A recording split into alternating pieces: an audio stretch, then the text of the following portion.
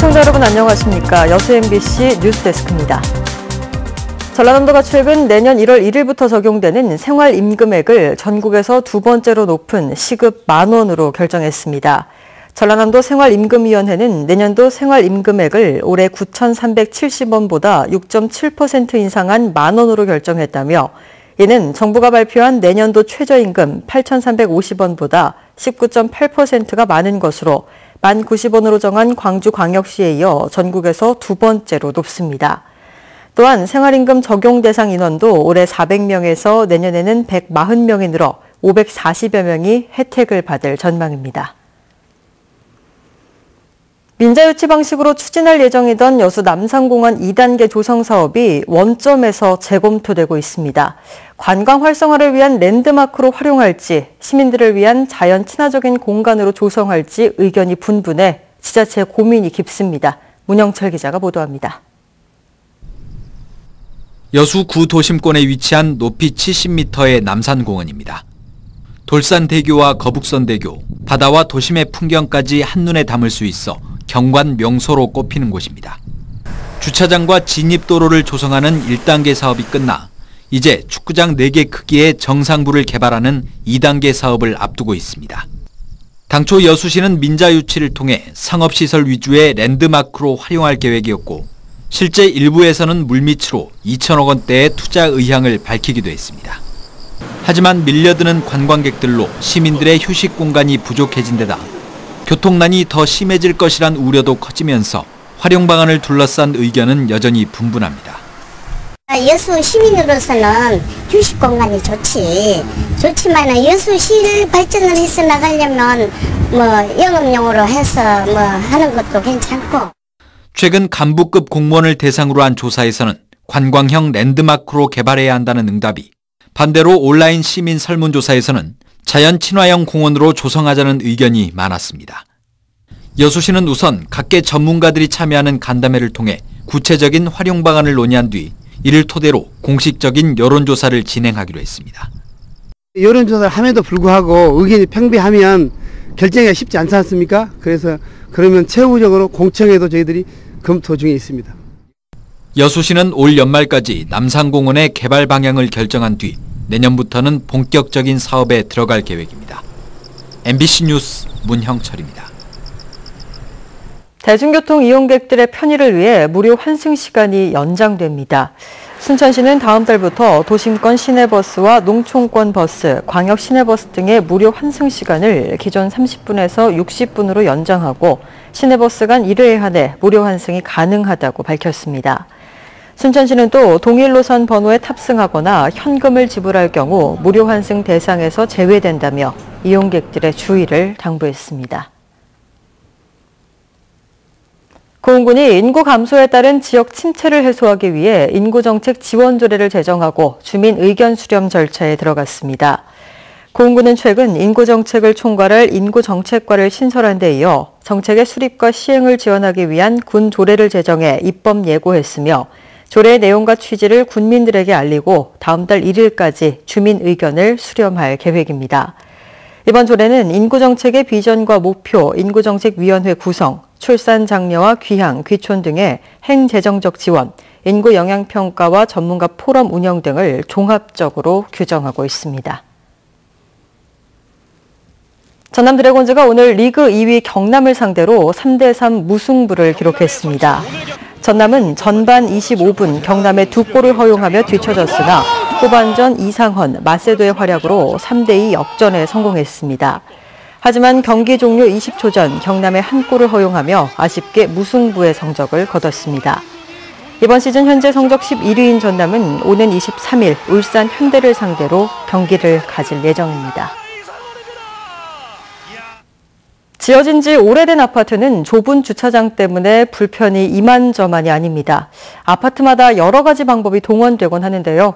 주차장 배분 방식을 놓고 한 아파트에서는 형평성 논란까지 일고 있습니다. 보도에 우종훈 기자입니다.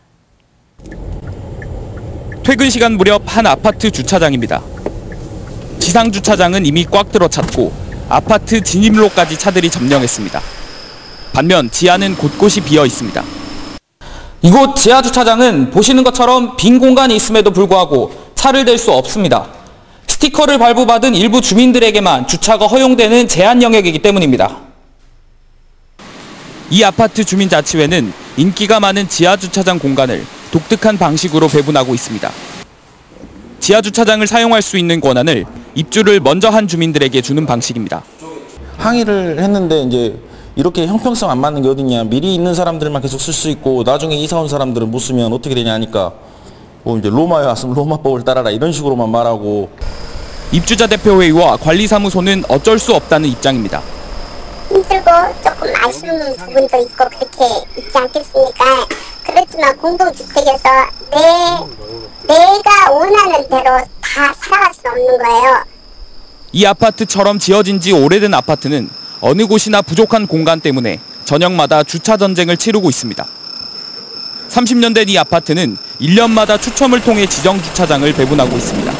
항상 똑같은 방법으로 추첨하기 때문에 불공정할 수도 없고 본인이 뽑으니까 추첨을 본인이 뽑으니까 불공정할 수가 없잖아요. 요즘 지어지는 아파트는 세대당 한 대를 기준으로 주차장을 만들고 있지만 1997년 이전에는 아파트 면적을 기준으로 주차장을 만들도록 했습니다. 세월이 흘러 자동차 보유 세대는 늘어만 가고 적은 평수의 아파트 경우는 주차장이 부족할 수밖에 없는 겁니다. 오래된 노후 아파트들은 세대당 채 한 대가 설치가 되지 않은 그런 아파트들이 있다 보니까 현재 노후 아파트의 주차 문제가 좀 나타나고 있는 것 같습니다. 광주 시내 아파트는 모두 1,048개. 이 가운데 주차면 보유 기준이 바뀐 1997년 이전 지어진 아파트는 636개로 60%에 달합니다. 오래된 아파트의 경우 재건축이 되지 않는 한 좁은 주차장의 현실을 견딜 수밖에 없어 주민 간의 갈등은 계속될 수밖에 없는 현실입니다. MBC 뉴스 우종훈입니다. 전라남도가 동절기 인플루엔자 환자 발생에 대비해 시군보건소와 지정 의료기관에서 인플루엔자 예방접종을 실시합니다. 전라남도는 올해는 지난해와 달리 어린이 무료 접종 대상이 생후 59개월 이하에서 12세까지로 확대됐다며 어린이들에 대한 예방접종은 이미 시작했고 이어 순차적으로 고위험군인 65세 이상 어르신, 50에서 64세 기초생활수급권자, AI 대응 요원 등에 대해 접종할 계획입니다.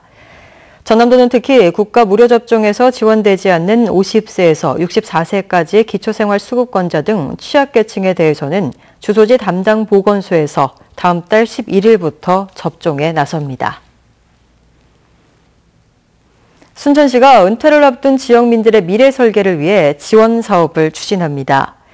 순천시는 지난 7월 제정된 관련 조례를 토대로 관내 거주하고 있는 장년층들에게 생애 설계 교육을 실시하고 내년에 인생 이모작 지원센터를 개소해 정부와 사회공헌 활동 지원에 도움을 줄 계획입니다.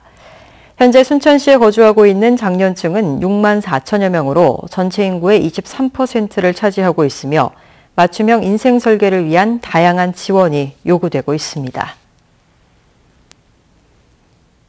광양시는 추석을 앞두고 오는 19일 시청 앞 시민광장에서 우수 농특산물 직거래 장터를 개최합니다. 이번 농특산물 직거래 장터에는 토종 다래와 매실, 곶감 등 지역 가공업체와 생산농가 16개소가 참여해 다양한 추석 선물용 농특산물을 판매합니다.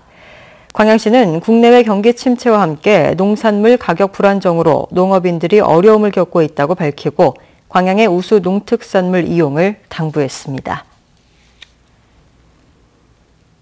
추석 명절을 앞두고 지자체가 농축산물 원산지 표시에 대한 특별 단속에 들어갑니다. 여수시는 농산물 품질관리원, 소비자단체와 합동으로 점검반을 편성해 내일부터 오는 20일까지 전통시장과 대형마트, 가공업체 등을 대상으로 농축산물의 원산지를 표시하지 않거나 허위를 표시하는 행위 등을 집중 단속합니다. 여수시는 단속 결과 불법 행위가 적발되면 영업정지나 과태료 등의 행정처분을 내리고 중대한 위법 사항에 대해서는 형사 고발 조치를 병행할 계획입니다. 광양시와 광양시 어린이보육재단은 내년도 보육사업과 관련해 시민 아이디어를 활용합니다. 광양시는 민선 7기 시민과 함께하는 참여행정 구현과 관련해 보육사업 시민 아이디어를 공모해 유모차, 카시트 소독기 설치 운영과 영유아 발달검사 놀이치료센터 설립 등 2건을 우수상으로 선정했습니다. 시는 이번 공모전에 수상한 우수 아이디어를 육아종합지원센터 건립 운영의 일부를 반영할 방침입니다.